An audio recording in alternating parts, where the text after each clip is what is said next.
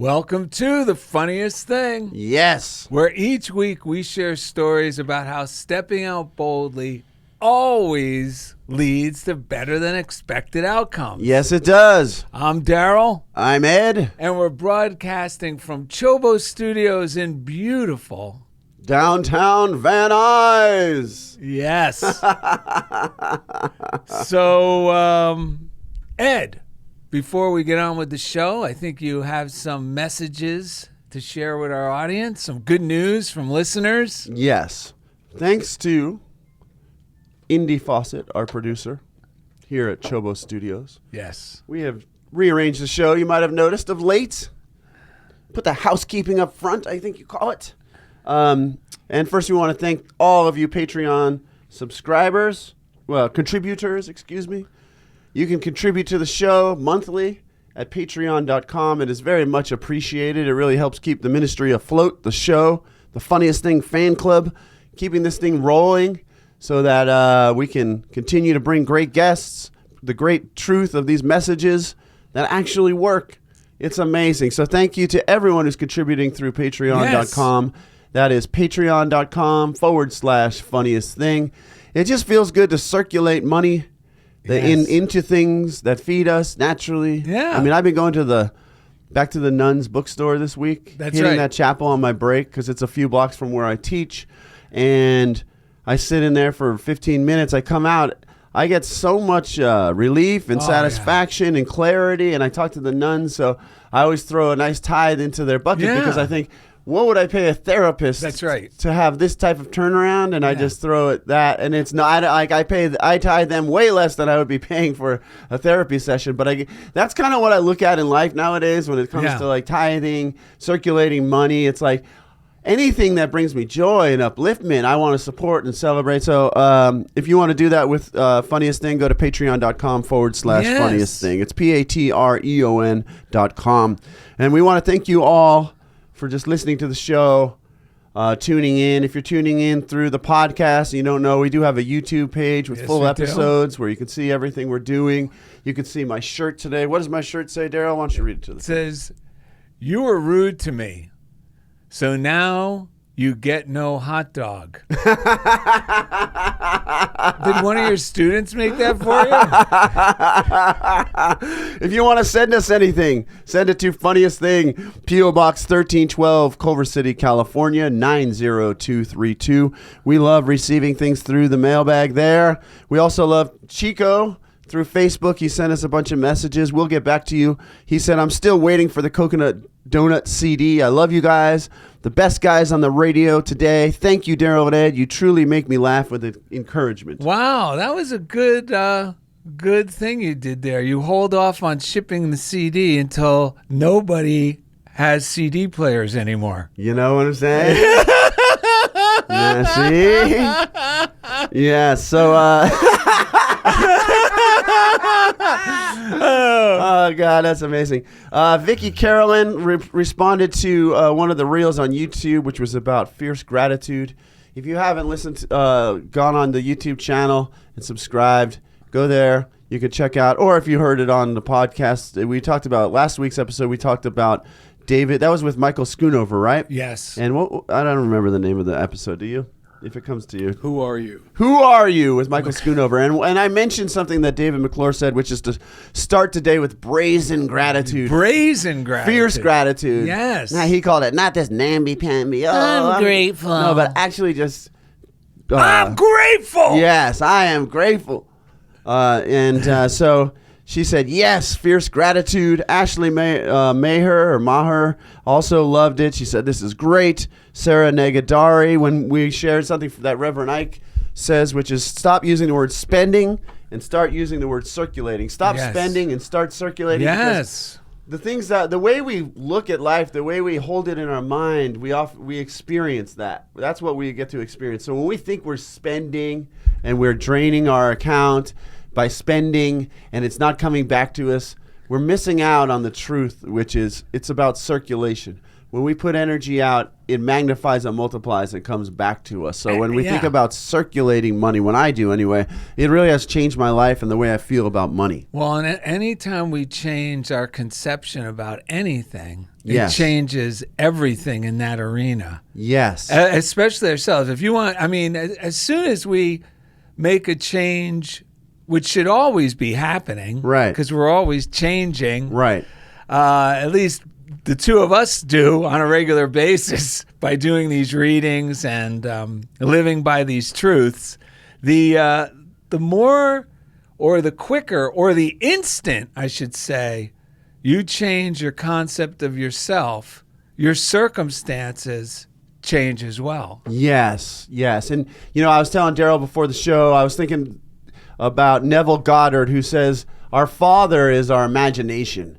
When we refer to our Father God, it's our imagination. And, Well, I just want to say one thing to reinforce that, because I don't know if it's Fillmore, Butterworth, or Emmett Fox who says, man is made in the image of God, and it means in the imagination. Right. And we have that imagination to transform our situations for the better or for the worse. So I thought about that this morning, and I took it to the prayer, Our Father, and I thought, well, what would that mean?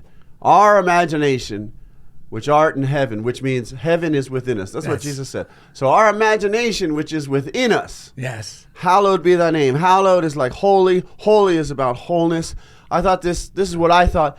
Our imagination, which is within us, everything that has your name on it, everything, hallowed is your name, everything has your name on it. Everything, yes. Your kingdom will come. Your kingdom will be done. What you're imagining with this kingdom of power. Everything you're saying within you, everything I'm saying within me will come to me. Everything I'm saying will be done on earth, which means in my circumstances, exactly as it's done in heaven, which is within me.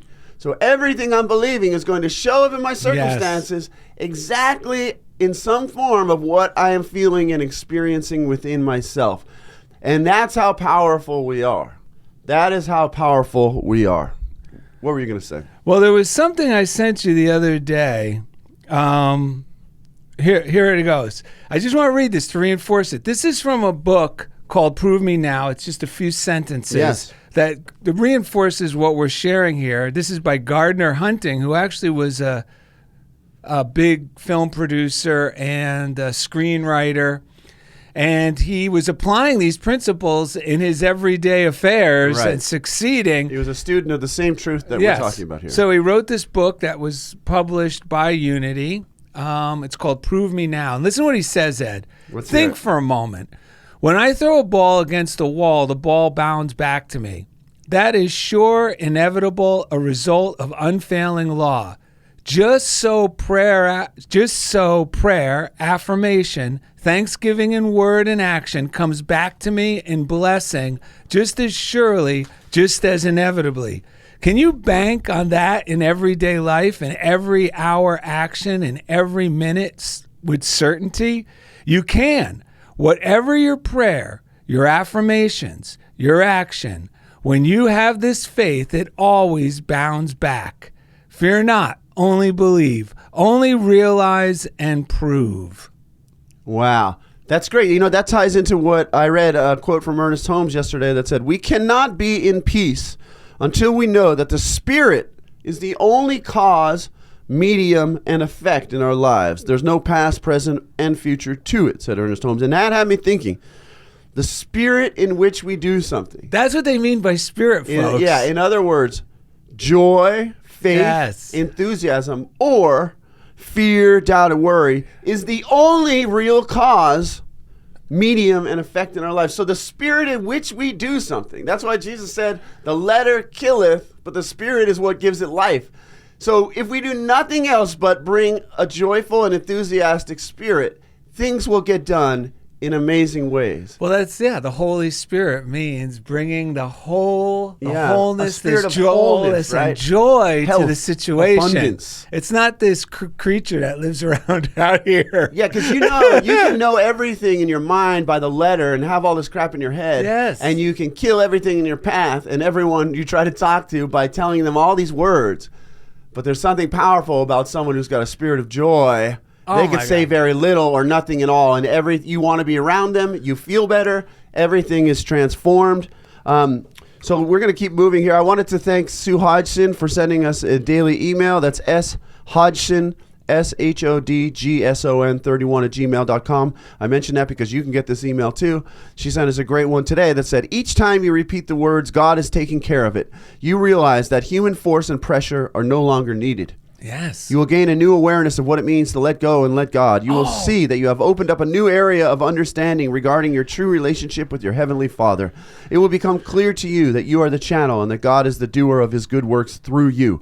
You will feel the effectiveness of your prayers, knowing that God does the work, not you. That's from Mary Cupferley. God will see you through. So thank you, Sue Hodgson. I got to tell this God is taking care of it story. Let's get to the show. Okay, what's the show? All right. First, though, we want to thank Chief Engineer Jeff Comfort in Kansas City, Kansas, for editing up our audio portion of the show, putting in the sound effects and such, anywhere you listen to the podcast. His name's Jeff Comfort. Each week, he takes us right into the comfort zone. Also want to thank, personally, Indy, a.k.a. Choby Fawcett here at CHOBO Studios. Thank you so much for getting us looking good, sounding good. How are you? Great. And I got to see your... I don't look that good anymore. I used to be handsome. Now look at me.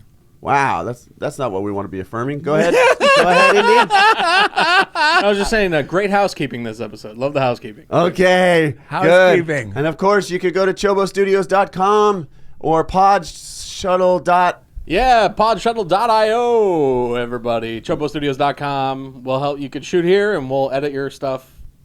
Either or. Yeah, great. So you can use his services just like we do. Shout out to the prayer line, a.k.a. Silent Unity. The phone number is 800-NOW-PRAY or 800-669-7729. They have an app, the letter U, the word pray. I've used it several times this week. I use it going into work. I use it Darrell uses it before anything of any, he's going to speak or he's going to the doctor. Anything we hear about, we use Silent Unity because it's a game changer. It is, because there's someone praying from this affirmative place. It's called praying from God. Not just to God, it's praying from a place of that inner awareness of God and divinity, and it is powerful. You know what's happening? There's a healing taking place, folks, in studio. What? Because we have a guest today named Will Rubio. His handsomeness is drawing out all the toxins from your mind related to your own handsomeness. Yes, it is. I feel better already. Oh, good. Okay. I hope this isn't like that painting that gets older. Well, the other guy is younger. No, this is the opposite. I mean, I know, so I'm afraid he might be getting as bad looking as I once was. Oh, man. And I'm getting all Rubio's. Well, we'll find out because he'll be on during the second segment. What was the name of that painting? Dorian Gray. The painting of Dorian Gray. Oh, I thought you were talking about Benjamin Button. That's what I thought for a second. No, Dorian Gray. All right. Either way, those are stale rolls. They are stale rolls. Which is ROLES in our case, because we were thinking about this. Stop accepting stale rolls with Will Rubio.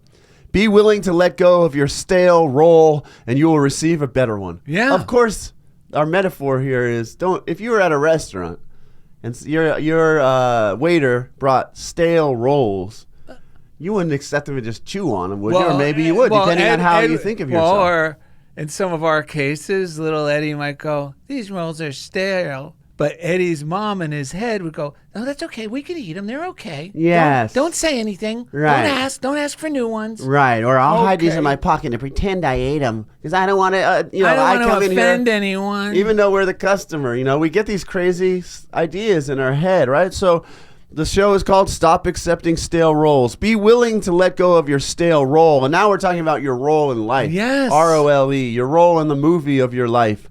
Stop it. Be willing to let go of your stale roll, and you will receive a better one. It's that easy. As soon as we're willing to just stop accepting the role and be willing, I'm ready for a change. Here I am, God. Deal me in. Right. By trusting God to do the heavy lifting.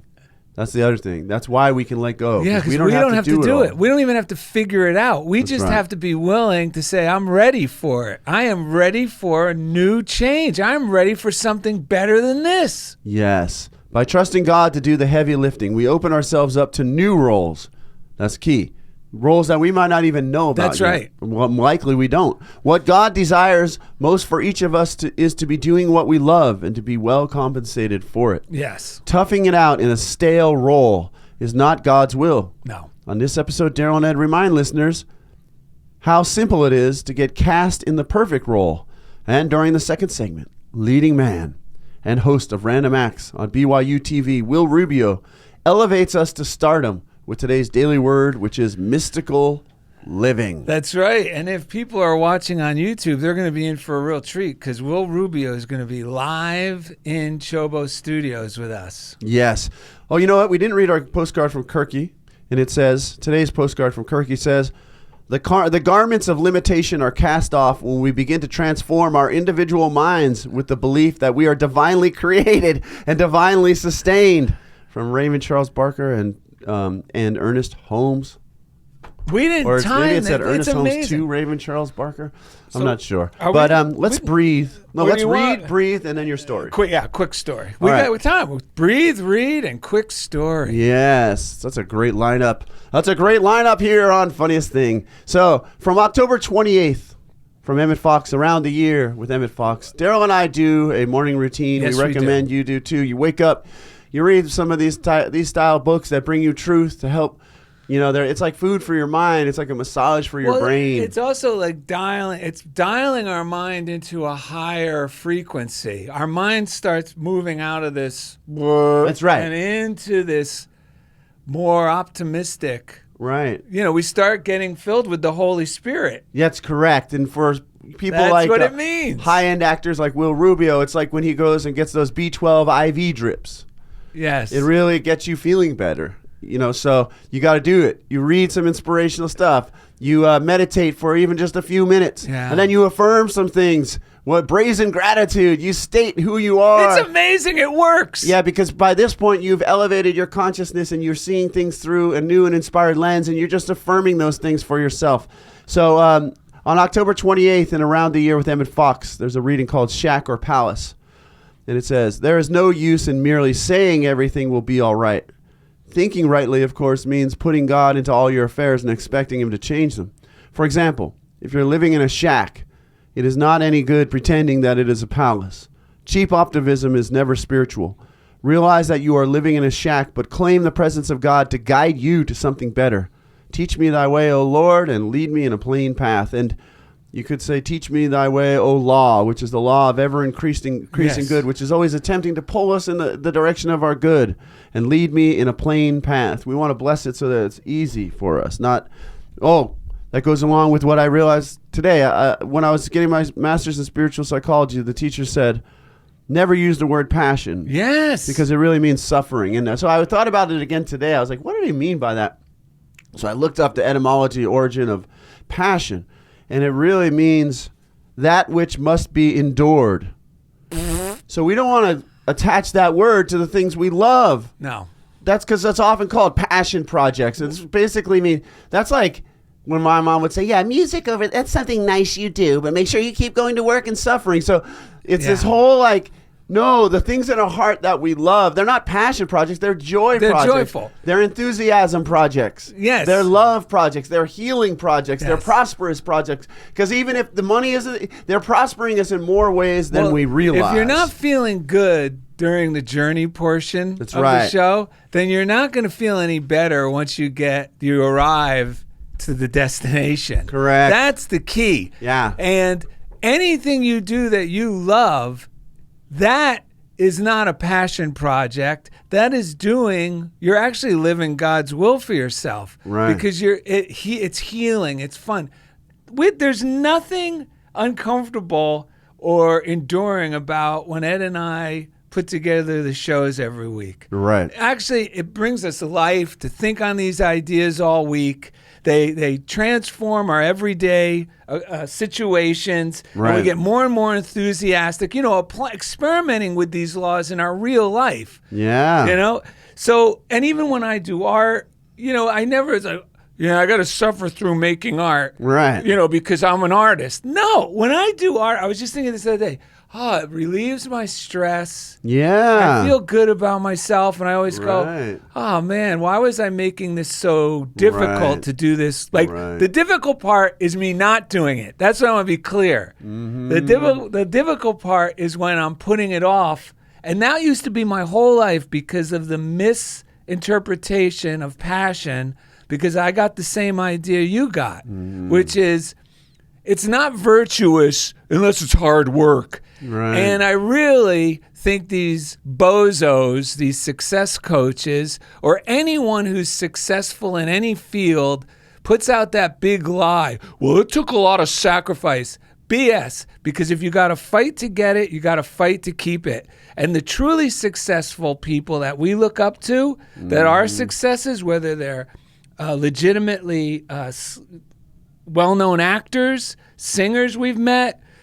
people in all sorts of fields, they are so joyful and they are so generous, and they constantly say they're so optimistic for you, and they're encouraging, in fact, just keep doing what you love. Doesn't it make you feel good to do it? Yeah, well, because they admit that how they got there was beyond anything they could have ever done out of self-will, out of pushing and shoving. That this person helped me at this time. Yeah, and something came from left field, and this unexpected thing. They're just saying, if you just do what's in front of you to do, that you really enjoy, your real role, not a stale role, not your passion, but the real role that makes you feel good. It brings you joy. That's what I mean God does the heavy lifting. You will meet someone unexpectedly at the line in Starbucks. An old friend will call and say, hey, I was thinking about you for this. Yeah. It never comes directly from the hard work. That's right. So Alan Cohen in A Deep Breath of Life on November 5th, that's today, said, whose business? That's the name of, I'm going to read two quick things from him. Yes. In whose business, he said, the question is, this is from Henry David Thoreau, the question is, what are you busy about? Yes. It says, whose business are you about? Do you remember your purpose as a divine being, here to give and receive love, discover great truths, and celebrate life? Or have you become so caught up in the busyness of everyday life that you have all but stifled the voice of peace that calls you from deep within your own heart? If you take care of God's business, God will take care of yours. Remember your purpose as a spiritual being, and all your needs will be taken care of, sometimes in miraculous ways. And on November 4th, called Follow Your Star, he said, the Great Spirit has imbued all creatures with the wisdom to be in their right place at the right time. Yes. The blueprint of our destiny is etched deep into our psyche, along with the guidance to achieve it. As spiritual beings, we have the capacity to find the place in life where we feel most at home. Each of us has a right living situation, relationship, career, and spiritual path that our internal guidance system will show us if we relax and create and cooperate. We don't have to add any intelligence. We just need to let go of all thoughts and activities that obscure our innate knowledge. This goes right into our three breaths. Why don't you go first today, since you're more familiar with this song, and then you can share your story, and then we can go to the break. You mean this affirmation that we learned from...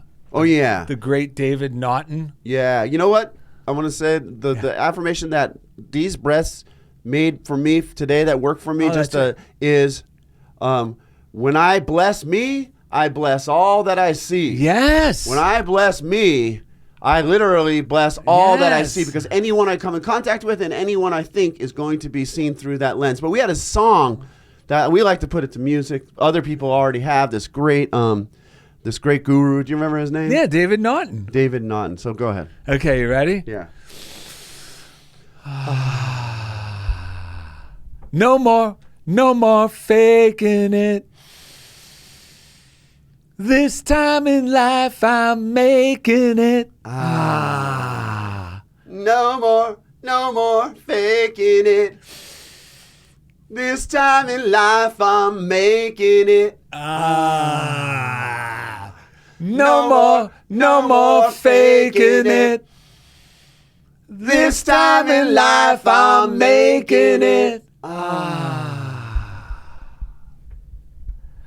that is good. Now, along the lines of God is taking care of it and knowing we're going to be guided and putting the heavy lifting burden on God, after morning routines, we strongly recommend you jot down your inspirational ideas. Yes. And I needed to have an art piece accomplished for a miniature art show out in the Palm Desert.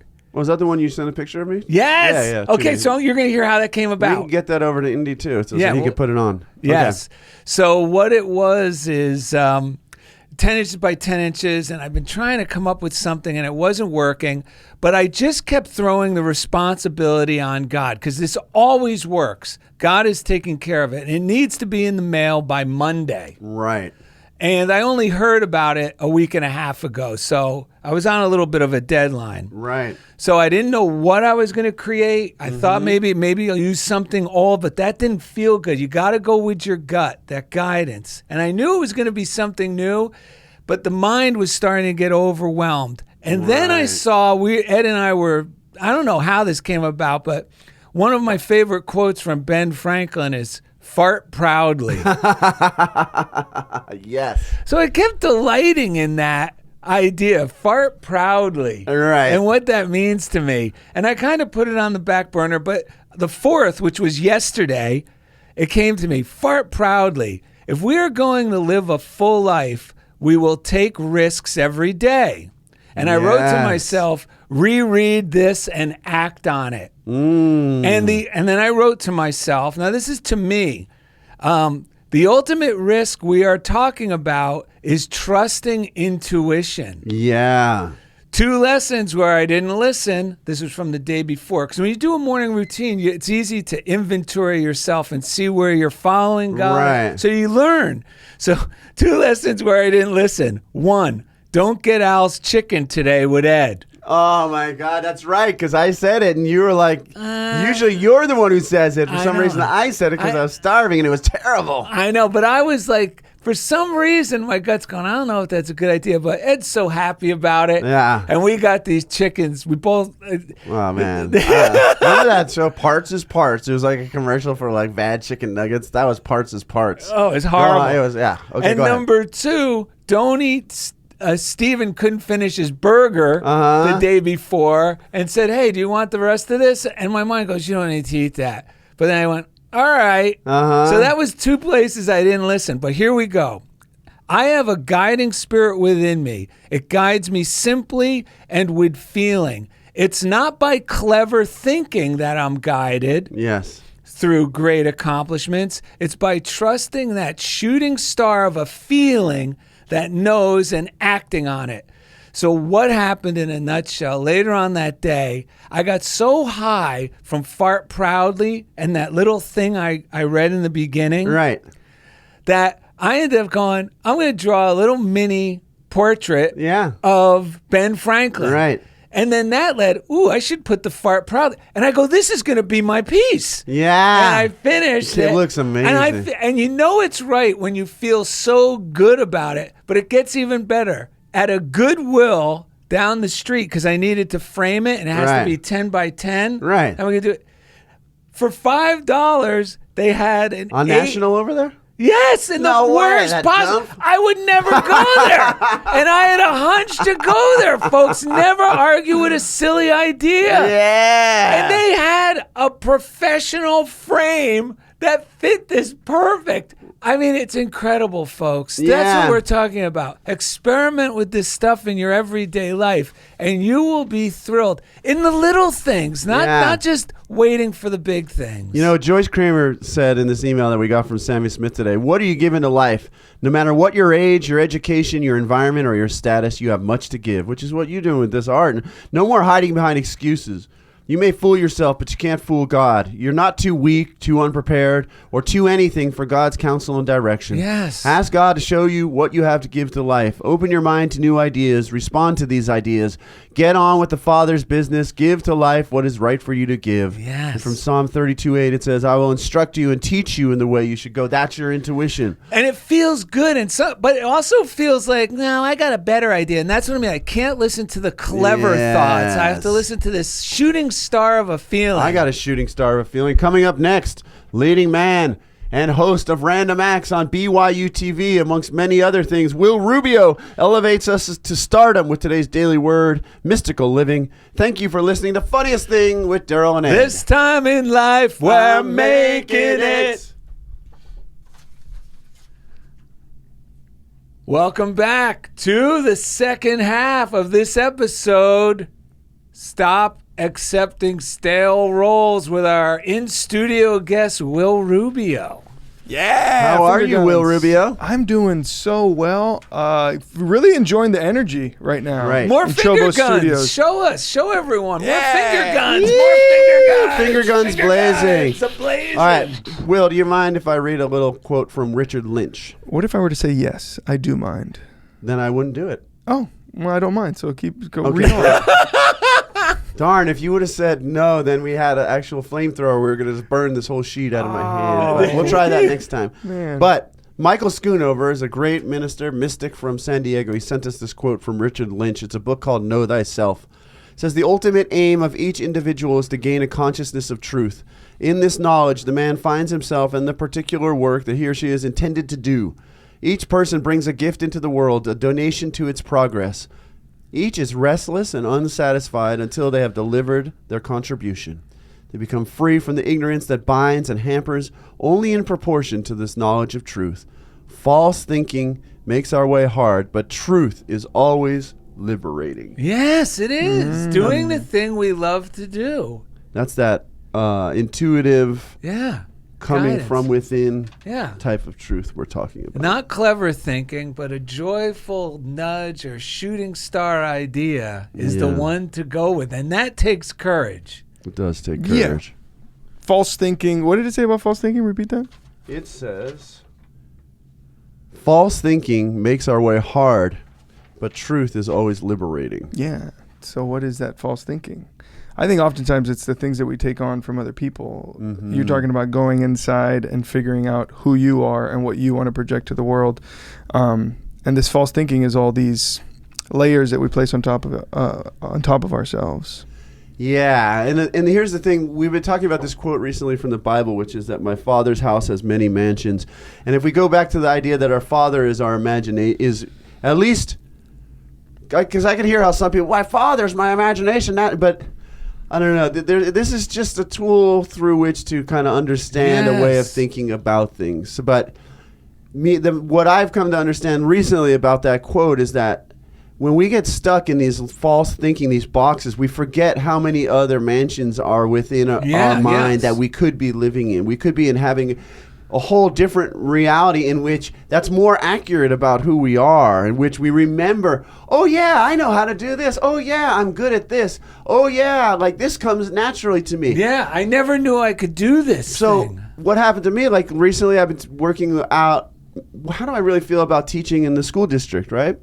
Because there's the teaching part, which is my intuitive inspiration. Which I'm amazing at. It comes natural. I would run through a wall of any whatever, or around it, or whatever I had to do because I'm so inspired to do it, right? But then there's these false thoughts that are, we call like in the mental environment of what is taught or thought about within that environment. So when I'm believing all this stuff like paperwork, oh no, if I don't get that done in time, I'm gonna get in trouble. I forget about all these other things that I'm good. I start to feel like I'm not good at my job because I'm looking at myself through this lens of these false thoughts about myself and about what's important. Yeah, Right. or even worse, sometimes when I'm in that arena of thinking, I think I better tough this out because I am good at it. But even though this environment isn't feel the best for me, I ought to tough this out in this circumstance because I can't trust that there's something else for me. Now it becomes a stale role that I now becomes the definition of the word passion that I'm virtuously sticking to. But it's really fear. I'm not opening myself out of the false ideas to believe that there are many mansions. There are things that I can't even believe possible for me. When I first came to Los Angeles, I ended up in a job building miniatures for a major motion picture. miraculously I ended up in this job. Right. Within 6 months, I got elevated to the stunt coordinator overseeing the stunt. It was for Con Air, the movie Con Air. Oh, I've read your book. And it was the climax of the scene. But I was telling my wife, I go, oh, I can't. I love the creative part. And I'm advancing fast. And I could have stayed there. I mean, who knows what would have happened. But I knew I wasn't happy in that environment. And what was the environment? The consciousness of that environment was a union, like a union factory job. Mm-hmm. I didn't want to stay in New Jersey and work in a factory for that same reason. Right. So I was able to, tell my wife, I go, okay, I'm going to do this, but I'm not going to keep doing, I'm going to finish this and do it well. Right. But I know this isn't the place for me. There's something else for me where the environment is just as enjoyable for me as the activity, and that became the case. Oh, wait a second. Is it noon? It is noon. Okay, Will's allowed to have his drink, noon. folks. Okay, look at this. My fasting window has officially closed, and I'm going to adjust some calories. First one's of the day. Okay, so finish your story. That's wrapping it up. But I would have never. But what happened afterwards was, what are you going to do now? So what I did next was, what I'm going to do now is I got to do something creative. Yeah. I told Lori, and I had a video camera. This is 96. So I had a video camera, and I became intrigued with the street performers at the Santa Monica Promenade by our house. Yeah. So I started filming these Red Elvises, this band, kick-ass rock and roll from Siberia. Right. Just because they were so full of life. Yeah. Right, And they said, yeah, we don't mind. And I said, great, I'll edit. When I figure out how to edit it, I'll get it to you. But 7 years later. Well, what happened was immediately following that shoot, a guy at the promenade, I was so high off shooting this thing that this guy bumps into, what are you going to do with that video? And I was so high, I didn't mind the interrogation. I said, I don't know. I got to figure out how to edit it first. He goes, well, why don't you edit? You could edit it for free at Public Access. I go, Public Access? I end up just following the breadcrumbs. I show up at Public Access. Next thing you know, I was supervisor of that facility, which led to the CNN shooting the headline news. Right. But these were environments that I loved. Ed was even at the environment center until we wouldn't have met. This show wouldn't have happened if you hadn't done that, because we met as a result of a meditation that was in between your job and my job at that time. We wouldn't be here today if it wasn't for me being able to say, okay, this is good. I enjoy it. This isn't good. I'm going to trust that God has many mansions. But it's not easy to do. That's what I was thinking. It's not easy to do, because recently I had to do it with something that wasn't as easy, like Ed's doing now. Right. But I have friends like Ed that help remind me, no, in this area, Darrell, that's a shack. You're not being ungrateful. That's a shack, and it's okay to be moving on. Yeah, because sometimes we cling to these breadcrumbs because we're afraid there's nothing else, and then we start to think we should. Or we're spiritual. We think it's spiritual. I got to learn to be grateful for what I have, which is true. Right.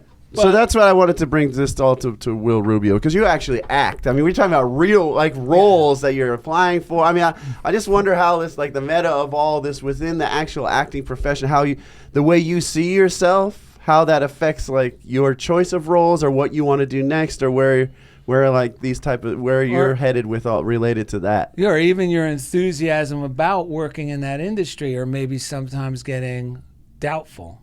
Mm-hmm. Sure. Oh, there's so much here. So many thoughts that I have. Don't accept stale roles. Stop accepting stale roles. I should be your agent. Will, stop accepting stale roles. You're hired. As far as stop accepting stale roles, the things that don't serve you. And I think the requirement for that is really listening, really for you guys and for myself, particularly over the past year. It's involved a lot of meditation and just sitting with yourself and observing yourself, how your mind works. Because I think what happens is people think that they are in their right mind, but they are just attaching themselves to thoughts or emotions or their physical reality. And they're not listening. They're not really in tune with the way their body, mind, and soul are feeling, right? So you were talking about eating that chicken that you didn't want to eat. Right. You know, you knew somewhere inside you, you knew I shouldn't eat this chicken. And then while you were eating it, you knew I should stop eating this chicken because I'm not enjoying it. It's not serving me. But I'm hungry, but I'll justify it, which isn't good. Yeah, because they're, whether it's I'm hungry now, I can't waste this. It's all rooted. It's all rooted in whatever it is, childhood trauma or just different events that we've had throughout our lives that have kind of like attached themselves or tethered themselves to us and go like, oh, this is how you are supposed to behave. Right. This is how you are supposed to be, right? And so the practice of meditation for me has just been practicing being with my mind, observing it as it goes, and just being, just understanding that no matter what pops up, it's literally just something that is arising in consciousness that I can observe and let it go, let it pass, right? And so in relation to the topic of not accepting stale roles, it's this weird paradox I find between accepting where you are, just understanding that you are worthy. You don't have to do anything. You are a human being, and your only requirement is to be, to exist, right? Wow. And so if that is the case, if there's nothing you have to do to be worthy, awesome. and That's the relief. and that runs across all theologies and spiritual traditions. Right. We just are, right? Combined. So if that's the case, then what do not what do I desire, not what do I want, but what do I intend? What is my intention for this amazing blessing of life that I have, right? And the best way to get in tune with that is to, like we're talking about, practice observing yourself, understanding yourself. What is my body telling me right now? Yeah. What is my intuition telling me right now? Okay, so I can set an intention. And I really feel like an intention is different from a desire, right? Because a desire has an outcome attached to it. Right. Whereas an intention is there's no attachment to outcome. You're saying I want to be a person that is healthy, that goes to the gym, and so you follow through on actions that are rooted in those intentions, knowing that, look, you might get hit by a car, you might fall ill, something might happen, but you are going to accept that reality as it comes. And continue on with your intention of being as healthy as you are within your capacity to do so. Like I want to be famous is different from like I intend to create and I intend to like live a life of connection and different things like that. Yeah. Which feels a hell of a lot better and I think is more effective. I like the word intention because it's more motivating. It's a motivation. Intention is always moves me in a healthier direction than a specific outcome, or I desire this or desire that specifically. Well, I think it sets the table too. So when you have a desire, you know what you really desire, and it's not something that's like driving you. It's like, because you know when you see what you want, and that I think that's good too. But I think by having this foundational intention behind everything, it makes clear what are our healthy desires, right? Yes. And then when they're there, we don't struggle to get them. It seems like we get in the flow so that the things we desire sort of come to us, and it's a mutual benefit. It's not like I'm going to put on a false thing to get something from the person who I think has the thing I desire. Right. Like just like us coming together here just to share this energy that just flows through us. It's because like it's just a mutual endeavor. It's like Darrell and I have been talking about, like, it connects us to the mission behind what we're doing, not just doing something to get somewhere and hold on to be safe. I have to be connected to a mission that this energy flows through me. It's just like I feel like I came to this planet to do so. I came to this planet to be true to myself at all, like kind of at all costs. Really, like I was like, I'm not gonna compromise. I kind of know that. Like I look back on my life through what you're saying by meditation, and I start to get to know. Oh yeah, I always just like, it's silly little things. I used to like just drawing faces on my paper. I used to like playing the clarinet. Yeah. And when I remember that, I just kind of like, oh, that's who I really was. And then I start to see, and what was I told about the things that were, and how did I label who I am? And I like release those labels and just going back to being my natural self. I was thinking about you this morning, Ed, because I was thinking, who's the real Ed? And I go, Ed is the guy who Wait, hold has on. a- Let me write No, this you know down. it. You know Okay. this. Because you told me. You told me it. Yeah. And I just got this incredible positive feeling. I go, Wow. he forgot. He was the kid who dressed up as JR and went to school with a briefcase. That's true. I go, that's Ed. And all this, just like me, and like Yeah. you said, you summed up perfectly with how we attach things to things. I started telling myself, but the different things that I think are me, but it's not me. Yeah. It's things I've picked up and I've made me, That's right. which I know now is not me. They don't feel good. Thanks to meditation. And that's Yeah. the key. They don't feel good. And during this week, we've been talking a lot about, because of what Ed's going through and just things I've grown through in a positive way and Ed's Right. going through in a positive way, Right. to get clear about some things that make it easy for us to decipher what's God's will and what's not God's will. And two things I know that help me. If I have to justify anything, if I have to justify even something I think is good for me, no, this is good. Thinking maybe I have to, schmooze or whatever Like it is. scheme. Yeah, scheme. Not necessarily do something, law breaking or outright, I want to say, Like nefarious. yeah, nefarious to get somewhere. But something that, everyone does. Yeah, kinda and compromise you hear yourself. Success coaches encourage it, even though Just compromise yourself. Go against the way my you're. gut feels, or something that I'm not enjoying and justifying. Oh, this isn't that bad. I should be grateful for what I have. Right. And another way, well, this is not bad. Everyone does it. If I'm justifying anything, then it's probably not God's will. If I have to justify it, because when it's God's will, I mean, the things we do that we don't have to justify are so relaxed, feel so good, and we always feel better going through that way. yeah. And we end up attracting great things to us. And one last thing that came through this week when we were talking, in that justifying things or staying in arenas that we don't feel comfortable anymore. And that's a good sign, because it means we're Right. growing out of them. Right. I wouldn't feel comfortable sitting in kindergarten. I wouldn't fit in the desk. I had a great time when I was in kindergarten, but I can't stay in kindergarten. It's just like that with careers and homes and relationships. And it's natural to grow and change and evolve and graduate. So one thought that came up is, I thought, life is not punitive. That's right. And if anything I'm doing is punitive, whether within myself or feels like I'm getting it from my circumstances, then it's not life. That's right. That's right. Yeah. So many great thoughts, guys. You mentioned like the etymology of the word passion and how it means suffering, Something to be endured. something to be endured. And I think, when we, jeez. The coffee's hitting, folks. It's hidden. It's hidden, Okay, guys. I'm in. Well, yeah, like things like the word hope, I have a kind of different understanding of now, because when you hope for something, it's almost like you desire something, right? And what I've been trying to understand is how desire literally leads to suffering to one degree or another.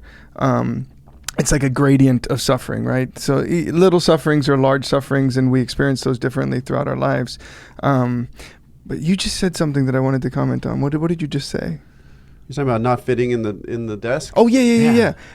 So one thing I've been thinking about a lot lately is life, I feel, is this, it's acceptance, it's release of the former stages that you go through, right? Yes. And you observe it in other people. When you see somebody and you're like, oh, they're hanging on to their 20s, or oh, they're acting in a particular way.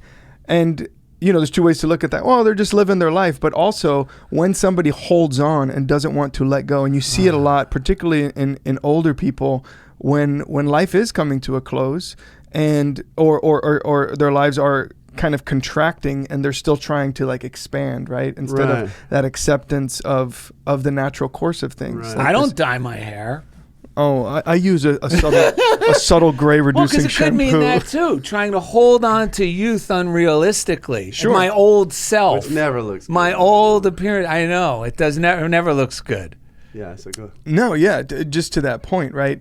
I think at the end of the day, so much of what drives our connections, our tetherings, right? These things that we hold on to is this idea of control. We think that we construct this idea of the self, basically, of like, if I know these things about myself, or if I Right. can control this particular outcome in this Yeah. scenario, I don't have to face the reality that Yeah. eventually I will not be here. So like so much of it is related to Right. finitude, right? Is related to death, Right. and how we don't properly Yeah. or it's that. just such a hard thing to talk Right. about, to accept, Right. essentially. Right. Right. So we're like, whatever stage of life we're in, we're like, no, this is me, and I have Right. the control over whatever this is right now. Mhm. And we hold on to that fiercely, which ultimately just leads to suffering of Yeah. some kind. Well, you know, Oh, I this want to is share. exciting. Yes, 'cause please. I'm on fire. Because my thought on the word desire is, well, what if you take the word control? What if you take the control out of the desire? And you realize that the original word desire meant, it's like D-E, sederi or something, like from the stars. What if you realize Yes. that what you desire, I mean, like when it just naturally bubbles up, I have this desire, it just feels good to think about it. It comes from the stars, which is another way of saying it comes from the same place I come from, which is this great mystery, which, you could call it the will of God. The Taoists would just call it the way. Yeah. Abraham Hicks just calls it the flow of life. Yes. So I have this desire. It's a coming attraction for what I'm going to experience, but I'm not going to. My gonna try to purpose for the control day is not to somehow Make it control happen. my life Yes. to get to it. Yes. My purpose is to be kind and share the gifts I have to bring. But when that desire pops up, I'm not going to pretend I don't enjoy it and celebrate it when it comes. It's just I'm not gearing my life around me. Yeah, yes. I'll pretend to be whatever I can to get to. Actually, that's self-defeating. It takes me further away from that which my heart truly desires. Whereas that's why it's so paradoxical. It's like Yes. God could put that desire in my heart, but I have to trust the same God that put it there to bring it my about. God. And my job in the meanwhile is to be joyful and loving and kind to everyone I meet. Okay. Unbelievable. Because you just made clear what Florence Scovel Shin tries to unpack with that word too. Right. She goes, don't turn your heart's desire into a heartache. Meaning to leave the control out of it. Right. Enjoy the desire. Intention's a good motivator to be a better person, to act like I intend to have fun when I do this show. Right. And it makes me look forward to things. Right. But taking the control out, the guy who changed the whole direction of my life, Mike Dugan, we mention all the time. He's the reason that show is titled Funniest Thing. Right. He said this to me, going along with what you said, and it hasn't gotten clear. It wasn't as clear then as it is now, and now it becomes something to hang my hat on. It's exactly what you were saying. He said, Darrell, life is a letting go process, which is what you were saying. You know, we can't hang on. We got to keep moving with life. And I used to think life's a letting go process. Well, some things I don't want to let go of. Right. You know, I mean, but now I know life's a letting go process. And this reminded me of another saying that helps me. Control is like anytime I'm starting to get, I got to make this, I got to better get this done. I better go now. Like I'm forgetting. No, everything's in divine order. I don't need to rush. God never panics. Control is not the answer. Control is the problem.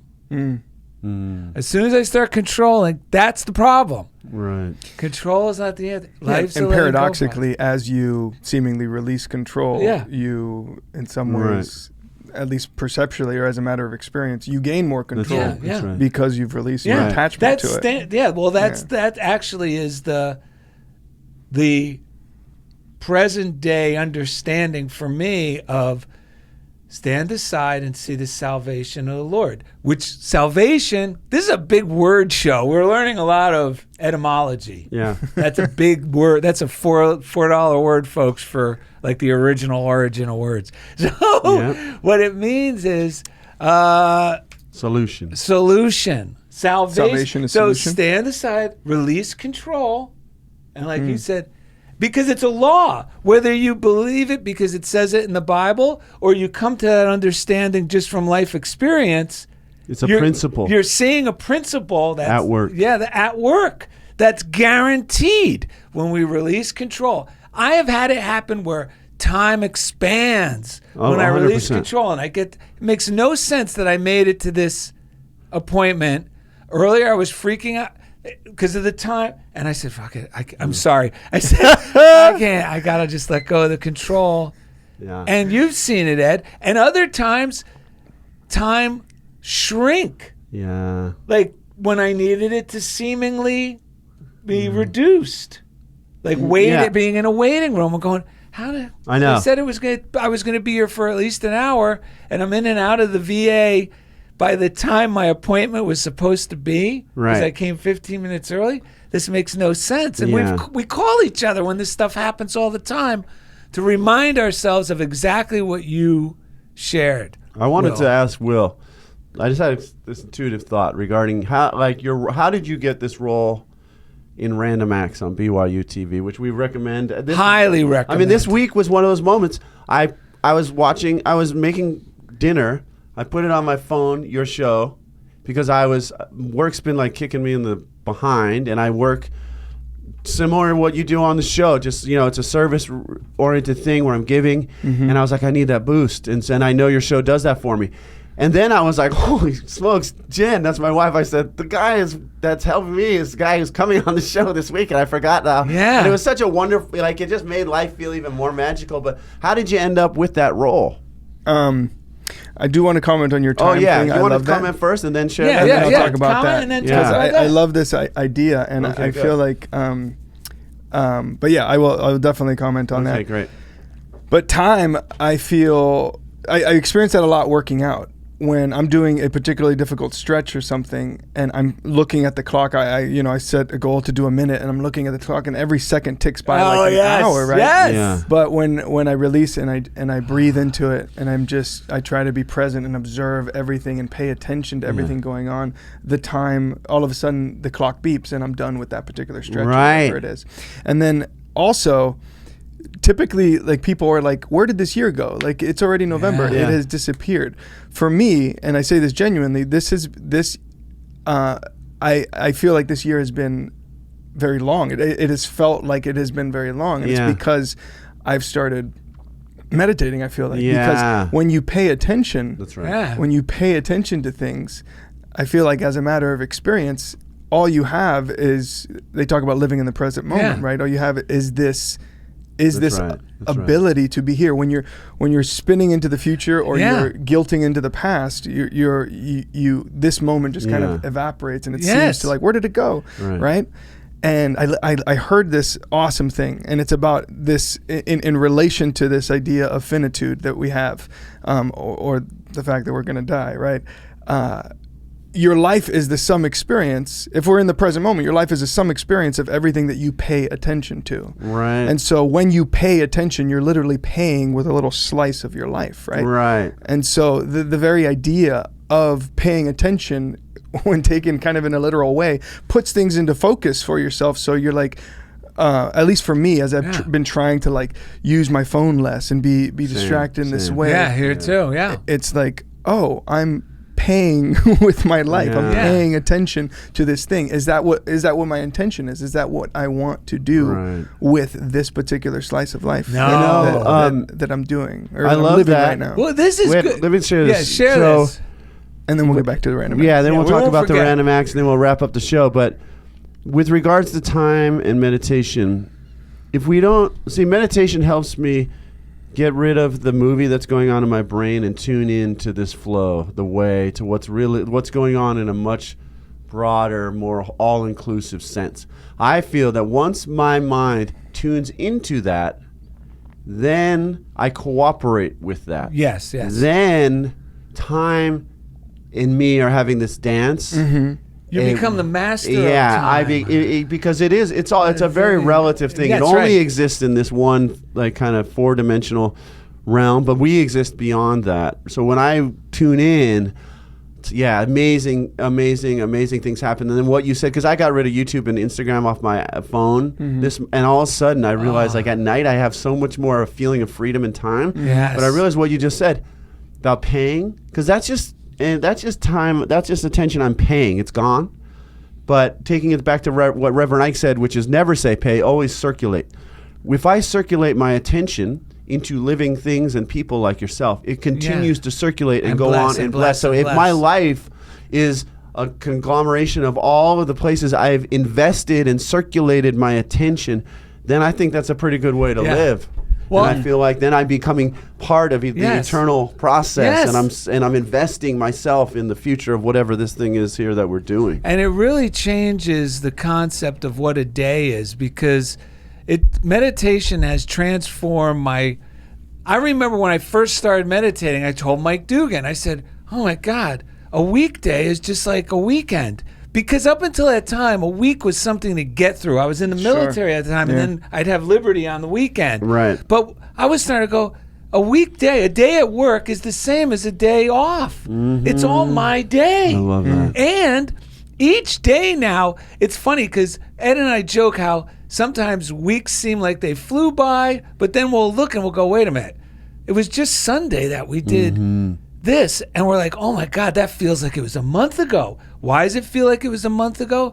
Because our days seem like lifetimes with all the wonderful things and connections that you make. Yes, and what we've experienced and demonstrations throughout our day by applying these principles. And that's why I don't believe in Darrell about some guy out there who's enlightened. It's like, am I enlightened in this moment? Yes. That's the only thing that matters to me. It's not. I don't believe in there's a fixed place out there called enlightenment. It's just in this moment. Am I enlightened, in the flow or with am life? I not? Yeah. And that's all that really matters. I don't have time for superheroes that guy was enlightened and he never gets. I don't want people on stages pretending they're enlightened. I don't like people like that. I don't need that anymore. What it creates is this idea that there is like requirements or like steps that you have to go through. Thank you. When every moment is inherently contains the ability to release all attachment. And any one of us can do it. Like, he's going to read the Daily Word. Because in there it talks about... We might have to hear about the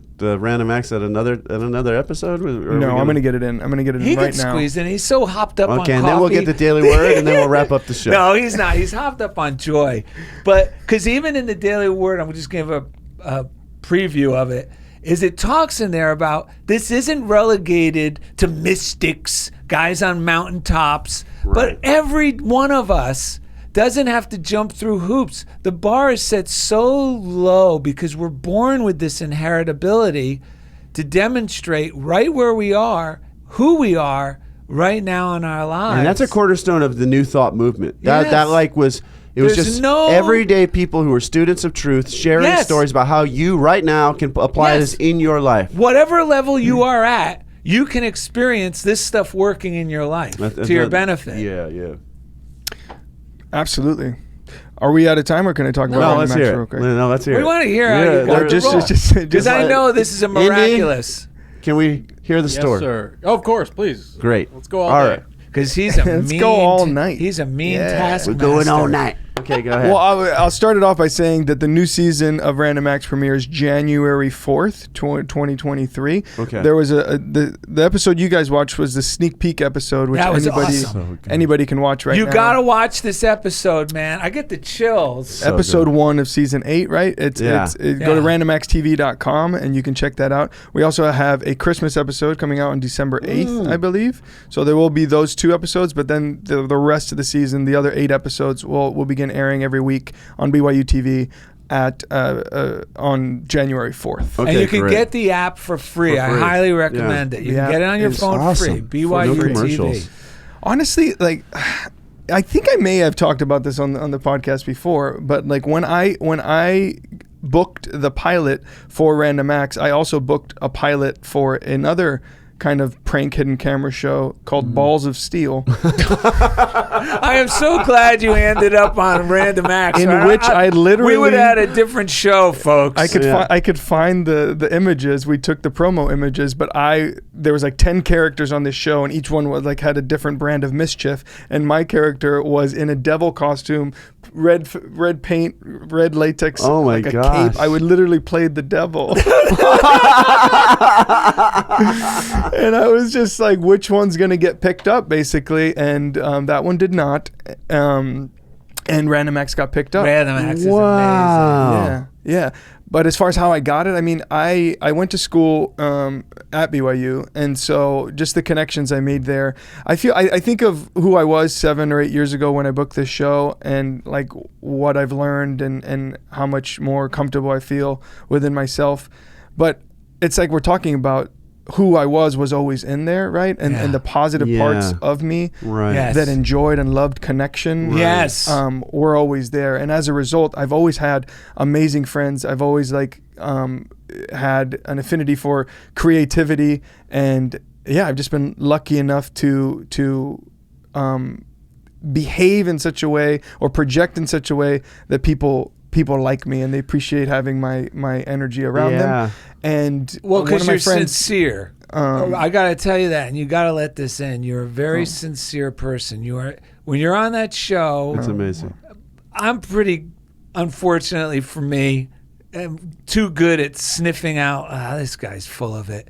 That you are such a sincere, loving person. It is incredible. If you haven't agree. watched Random Acts, I agree. that's what's so wonderful about that show. You found the perfect fit for who you really are. Right. That's well, correct. thank you guys. I really appreciate that. Mm-hmm.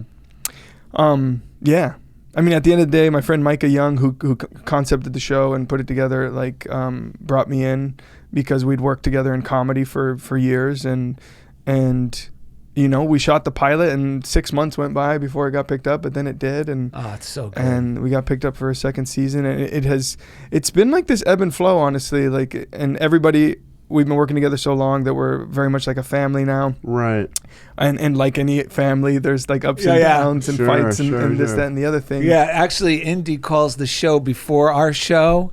I can't even say it on the air because how me and Ed sometimes act toward each other before the show starts. Totally. So we understand. Yeah. Sure. That's right.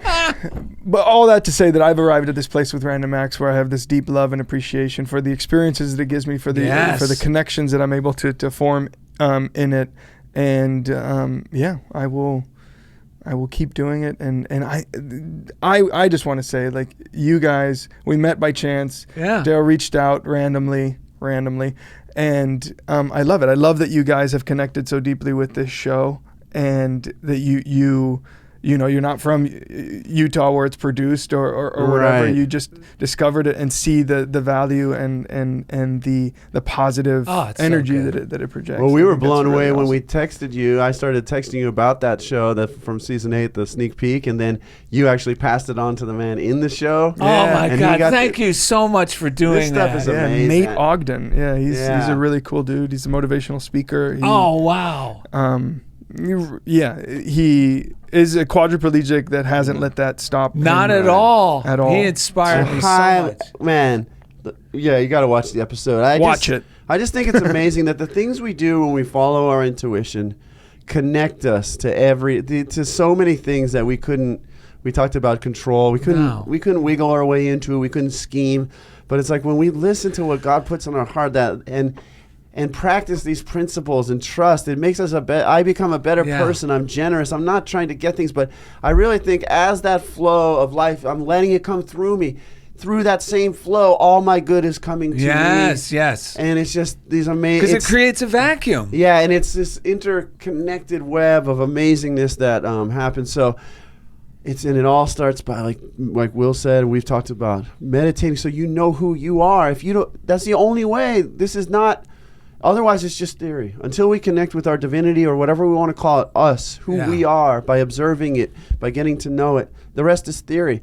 But when we connect and start to realize, that's where, for me, real sense of security has come from in my life, to connect with this eternal self, because now when I circulate my attention and I'm connected to that eternal self, I start circulating eternity into this time and space. Yeah. And amazing things start happening because it awakens the eternity in them as well, without me even trying, without us even trying. It just blesses. Yes. You know, that show right now is blessing. Yeah. This show is thank you guys so blessing. And much. we're just sitting here enjoying, and We're just sending out blessings left Sending and out right. blessings, You're baby. welcome, Internet. you're welcome. You're welcome. So Where can the audience check out the show? You can go to randomaxtv.com. That'll take you to the network page of our show, and it has all the episodes there you can stream for free. You can go to on Instagram, randomaxtv. And I believe across all social media, it's randomaxtv. Yes. So check it out there. And get where you can get the app, which is BYUtv, free, and all the. Yeah, they got a bunch of great shows on there. A lot of great shows, not just your show, although your show is our favorite show. But everything's you. commercial free on that show, and the app's for free, and the service is free. It's incredible. Well, thank you guys so much. yep. And now it's Daily Word time. It's time for the Daily Word. Ed, are you ready? Yep. Do I just go? Yeah. Let's hear it. All right. My inspiration for today, free from adverse thought, I live in constant communion with God. If one would live with God, if he would know eternal peace here and now, he must turn away from all the adverse thoughts which cause adversity to manifest. He must give up all the little petty thoughts. He must turn to God. He must give up all belief that God can be separated at any time from him. He must know that God is eternally with him. He must live in a state of constant communion with God.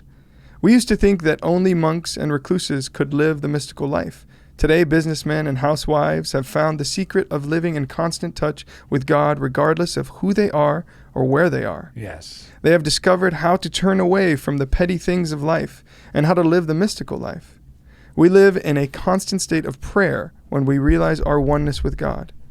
One who is in unity with God is in unity with all life, love, and health. In communion with God, we are in communion with our spiritual selves. We learn how to know ourselves as we are in reality. We discover the genuine, imperishable part of ourselves. We find the divine. In communion with God, we are in touch with all that is noble in life. The whole universe takes on a new meaning when viewed through spiritual eyes. Pray without ceasing. 1 Thessalonians 5:17. Wow. All right. That was amazing. Well, we want to thank you, Will Rubio, for coming on the show. I think you know these. All right, I'll give them this just in is- case. Oh, yeah, Well, guys. man, oh, Will. man. After all this joy, you're looking a little bit down. What's going on? What's the matter? Oh, man, I just found out that the Oscars are a sham. What do you mean the Oscars are a sham? The audience is full of paid actors. That joke was so bad. I don't even think the audience knows we told a joke. Oh, who is that? It's David Naughton. All right. Oh wow, he's You gonna starting. sing us out? Yeah. Okay. Making it. Woo woo. Making it. I'm solid gold. I've got the goods. They stand when I walk through my neighborhoods. I'm making it. I got the chance. I'm taking it. No more faking it. This time in life, I'm making it. Ooh, ooh, ooh. Yeah. Yeah. Ooh, Will ooh, Rubio, ooh. we love you. Making it. BYUtv Random Acts. Yeah. Visit DarrellandEd.com to find Making easy links to everything we do, Making including it. Funniest Woo, Thing. As always, making it. thank you for being a part of Funniest Thing with Making Darrell and Ed and Will Rubio. Making it. Hello, uptown. Goodbye, poverty. The top of the ladder is waiting for me. I'm making it.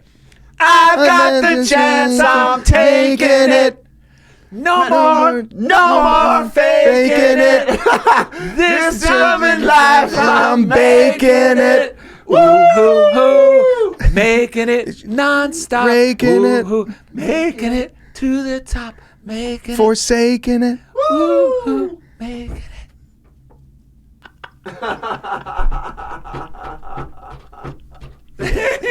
Yeah.